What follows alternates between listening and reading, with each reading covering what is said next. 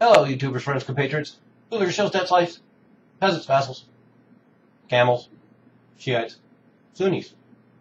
I'm a useful idiot, and today I would like to talk about Syria.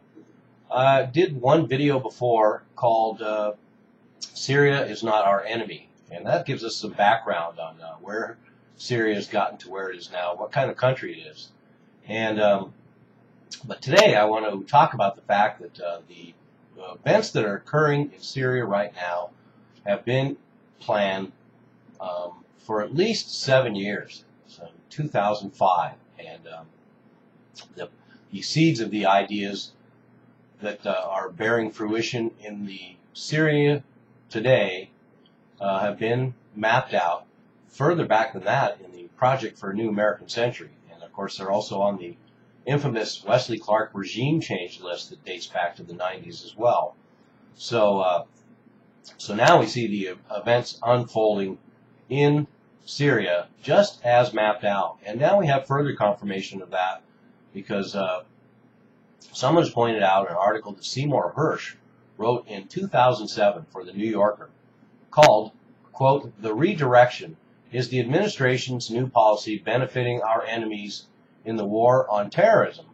And the whole premise of the article was talking about working with radical elements to destabilize governments in the Middle East, including Syria. And this is back in 2007, so that was 5 years ago.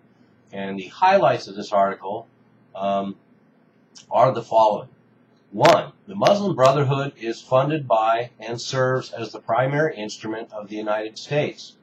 Now, everyone that's paying attention should know that, and I scorn on the likes of Republican senators who have the nerve to talk about the radicalism of the Muslim Brotherhood when they know full well with their clearance that the Muslim Brotherhood are a tool of the CIA and the Saudi Arabians. Point 2, Lebanon was designated as a staging ground to destabilize Syria with sectarian extremists.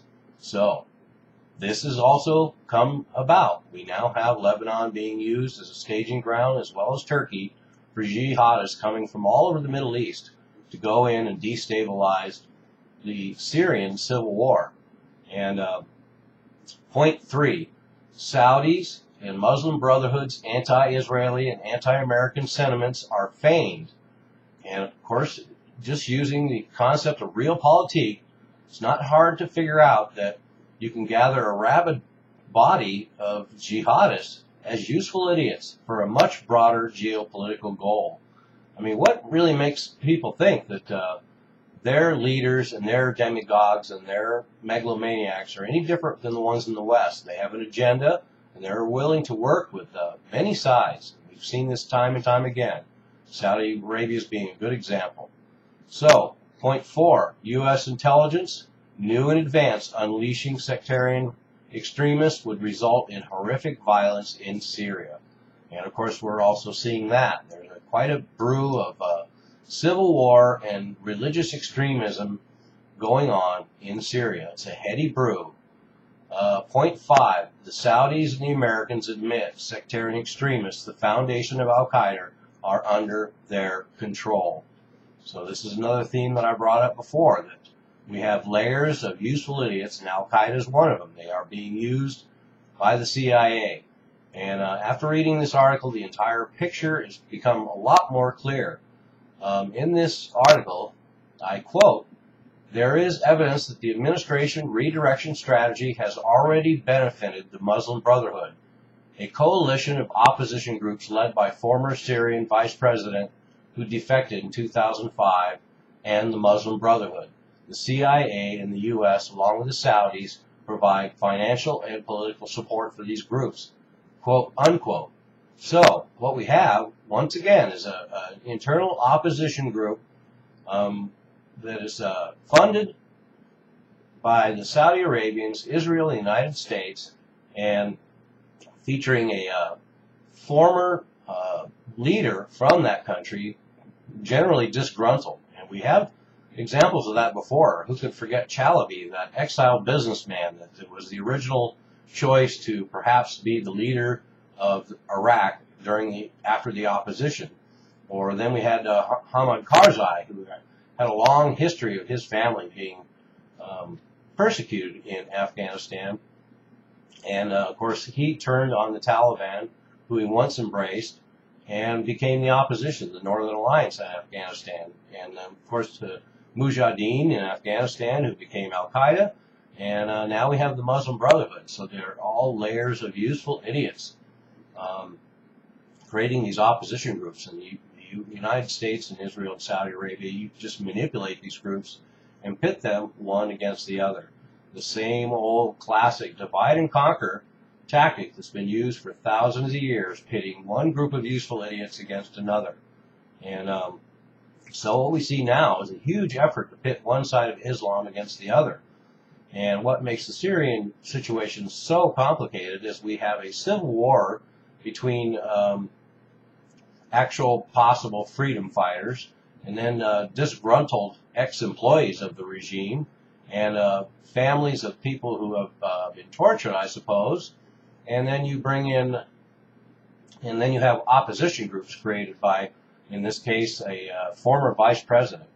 And so what you end up with right now is then you have all the Free Syrian Army, opposition army, being trained and armed in Turkey, and they're being bankrolled and armed by Turkey, the United States, Israel, Qatar, and then we're also finding intelligence and logistical support from all those countries within Syria as well.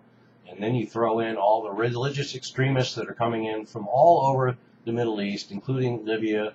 We have Al-Qaeda, we have Hezbollah, we have Hamas, we have fighters from Palestine, fighters from Afghanistan. They're coming from everywhere to participate in this epic battle. And the showdown we're seeing now is the Sunni versus Shiite dynamic in the Middle East. And so the allegiances are not exactly what you would think.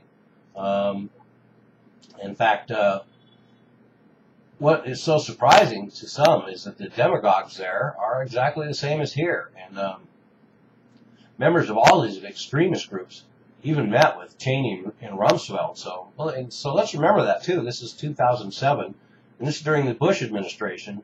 And now we have Barack Obama picking up that exact same agenda of undermining the Syrian regime and introducing all these elements that are laid out in black and white. So that's what we call continuity of agenda.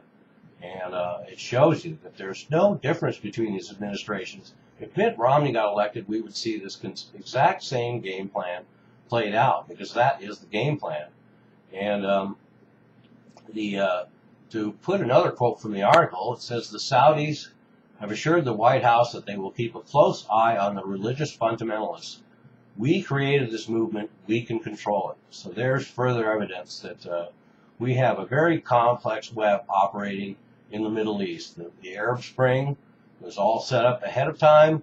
The war in Iraq was all set up ahead of time. The war in Afghanistan was all set up ahead of time. This destabilization of Syria was planned a long time ago. And that's why, another reason why the war with Iran is inevitable. They will be the last ones. I think Syria will have to be dealt with first to neutralize those elements, and then Iran will be alone. So, I'm a useful idiot. Don't you be one too. I'm a useful idiot. Don't you be one too. Oh, I already said that.